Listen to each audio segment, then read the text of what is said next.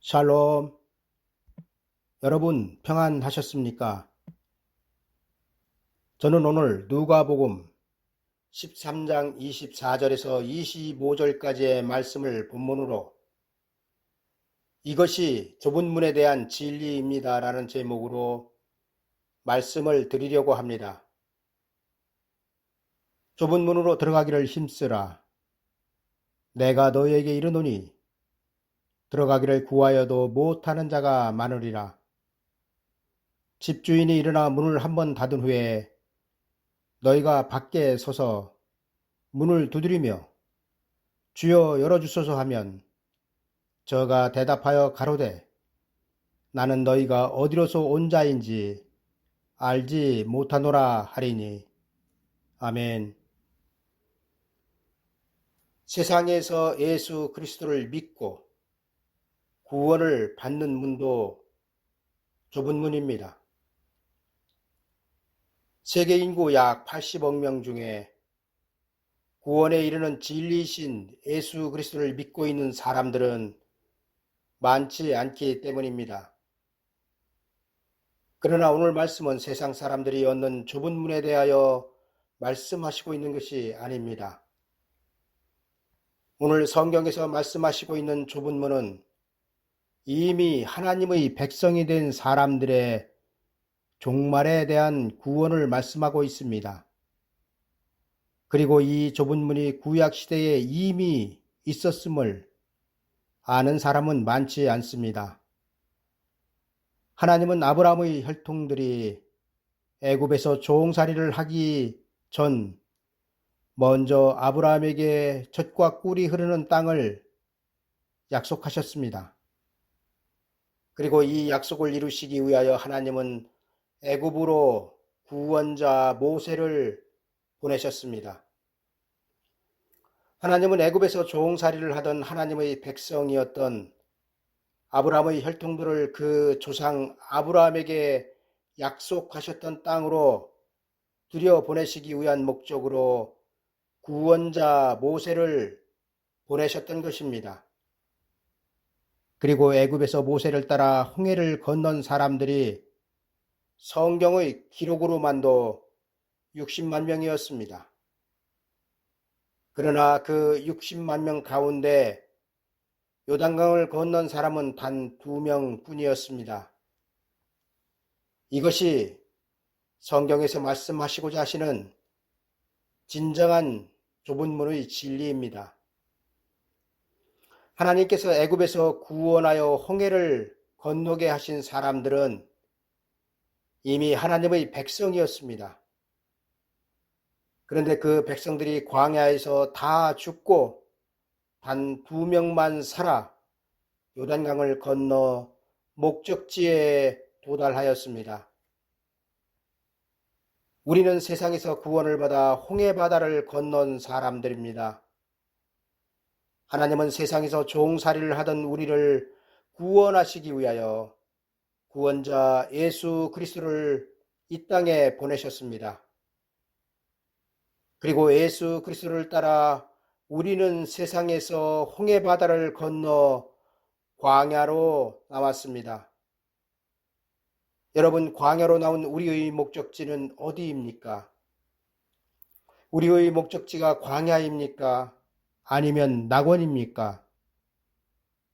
여러분, 우리의 목적지는 혼인집입니다. 그리고 혼인집에 들어가기 위해서는 예수 그리스도의 재림이 있어야 하고, 재림하신 예수 그리스도는 광야에 있는 우리를 데리고 혼인집으로 들어가실 것입니다. 그리고 그 혼인집이 바로 천년 왕국인 것입니다. 여러분, 애굽에서 광야로 나온 하나님의 백성들을 두고 구원자 모세가 죽었습니다.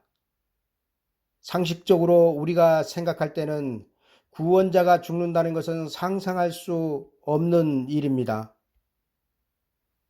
그런데 하나님은 모세를 죽이시고 여호수아를 세우셨습니다.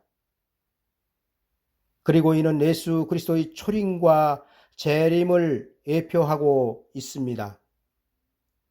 다시 말씀드리면 이스라엘 백성들을 애굽에서는 이끌어내었지만 광야에서 젖과 꿀이 흐르는 약속의 땅을 바라만 보고 느보산에서 죽은 모세는 예수 그리스도의 초림을 예표하고 있으며, 죽은 모세의 뒤를 이어 광야의 백성들을 이끌고 요단강을 건넌 여호수아는 재림하시는 예수 그리스도를 예표하고 있는 것입니다. 여러분, 지금 우리는 영적으로 세상을 떠나 광야로 나온 사람들입니다. 홍해바다를 건넌 사람들입니다. 예수님은 우리를 광야에 두고 하늘로 올라가셨습니다. 그리고 다시 오시면 광야에 있는 우리를 이끌고 요단강을 건너 하나님께서 약속하신 혼인집, 곧 천년 왕국으로 들어갈 것입니다. 그런데 문제는 혼인집으로 들어갈 하나님의 백성들 중 절반이 못 들어간다는 것입니다.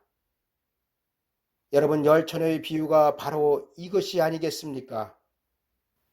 열처녀는 현재 홍해바다를 건너 광야에 있는 예수 그리스도를 믿는 모든 사람들입니다. 열처녀인 우리는 신랑으로 다시 오시는 예수 그리스도를 영접할 대상들입니다. 그런데 그 대상자들 중 절반은 탈락될 것입니다. 그리고 그 이유는 예수 그리스도를 믿지 않아서가 아닙니다. 그렇다고 믿음이 적어서도 아닙니다. 여러분, 혼인집으로 들어가는 조건은 믿음이 아닙니다. 혼인집으로 들어가는 조건은 예언의 등불을 켤 기름을 가지고 있느냐 없느냐입니다. 또한 혼인집으로 들어가는 예언의 등불은 믿음으로 켜는 등불이 아닙니다. 왜냐하면 열처녀는 이미 예수 그리스도를 믿고 영원 구원을 확증받은 성도들로서 등을 들고 있었기 때문입니다. 여러분, 미련한 다섯 처녀가 혼인집으로 들어가지 못한 것은 예수 그리스도를 믿지 않아서도, 믿음이 약해서도 아닙니다.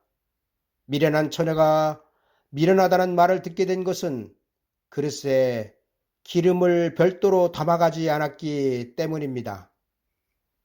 이제 말씀을 정리하겠습니다. 구약시대 같은 목적지였던 젖과 꿀이 흐르는 땅을 향하여 60만 명이 출발하였습니다. 그리고 목적지에 들어간 사람은 단 2명만 들어갔습니다.